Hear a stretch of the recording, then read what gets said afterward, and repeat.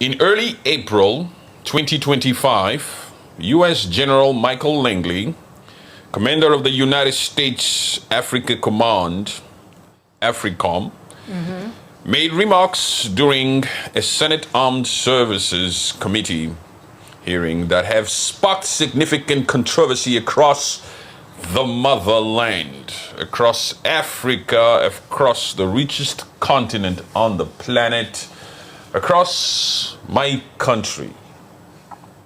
Because I believe that Africa is numero uno. One country. Yes. One country, and we deserve one president, one currency, one army, 2,000 languages, yes. A multitude of ethnicity groups, yes. We don't forget our roots. Zero borders.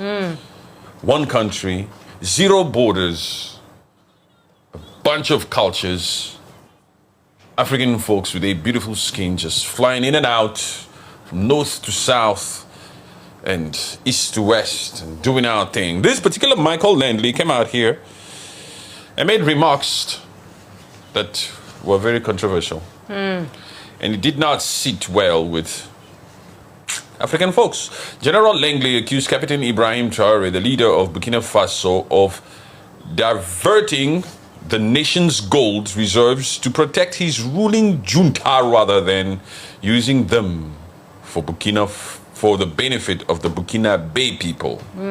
What is your business? Shut up. This is not New York. This is not Washington, D.C. Keep quiet. How dare you come out here, hold this freaking whatever services committee meeting, you as the general of that AFCRON or whatever, how dare you come out here and accuse people of doing things, whether they are doing it or not, none of your business. None of your business. Got nothing to do with you. The arrogance of these people. Let's just chill with this part for a second. Because me, I like to go in on them when they overstep their freaking boundaries.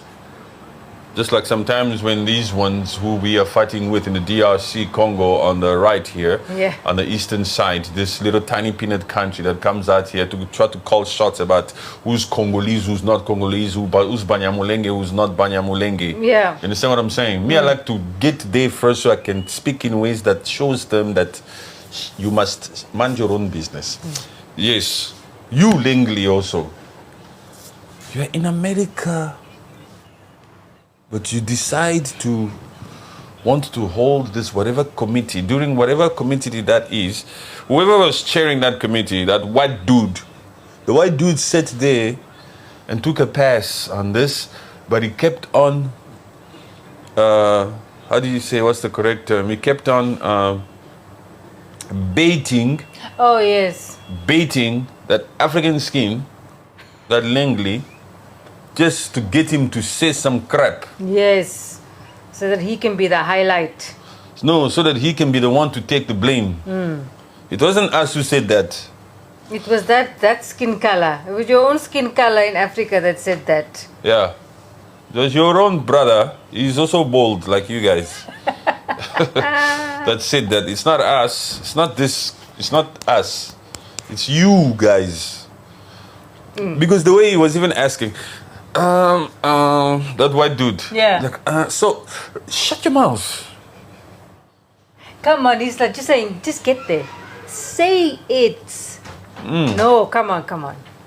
We don't hold meetings and committees and all this freaking Senate sittings to talk about them and what they should be doing. Imagine Africa must also come out here, the South African Parliament must also come out here, hold a freaking sitting and start questioning people. Start saying what they are doing in their own country. No, we say no, that is not right. The governor of Las Vegas should not be doing that. Yes. And we should revisit our relations with them and all this. And we just start to push our own freaking narrative because we judge. And you know how many things we would have? And why must we take all these ideologies that they bring to the world to force the world to accept. For example, I just don't want to say it because I don't want to provoke the algorithm, but like the one Museveni also rejects. When it comes to these genders. Those pronouns, basically. They'll be out here pushing that on the whole freaking world, but they also want to have the right to come into our world, to our Ibrahim Traore, and push freaking narratives. And it's always, whenever they want to say no ceasefire there, they use that skin. No veto power, they use that skin. What is Africa doing? They use that skin. That Langley, he just destroyed his career. That's all it takes, huh? That's all it takes. Wherever he sit, even after his service to the country, you know, when they finish, thank you for your services. I'm in the military. Thank you for what services? Your whole career, you were shitting on the African people. What services? Yeah, and now if he's not going to be part of that, the services anymore, he's on his own. When he starts traveling the world, he starts touring, he wants to come to Cape of Good Hope, he wants to come to Table Mountain, he wants to go and visit Kilimanjaro, he wants to go to Zanzibar, he wants to go to the Great Victoria Falls, when he wants to go and visit some of the great places we have in the Democratic Republic of Congo, when he wants to go to that Kigali also, okay, Kigali, relax. When he wants to go to, what do you call this, to Egypt, to all these different places, to Lagos, you want to sit there because you are no longer in office, we will always know that you, traitor, Langley the traitor. And social media is there forever. These things are going to be there, the history of what he said about Burkina Faso, about Africa. There's nothing else that this particular Michael Langley can do again to fix his career. This is the pinnacle, this is the attention he will ever get, and it's because it's the beginning of the downfall of his freaking career.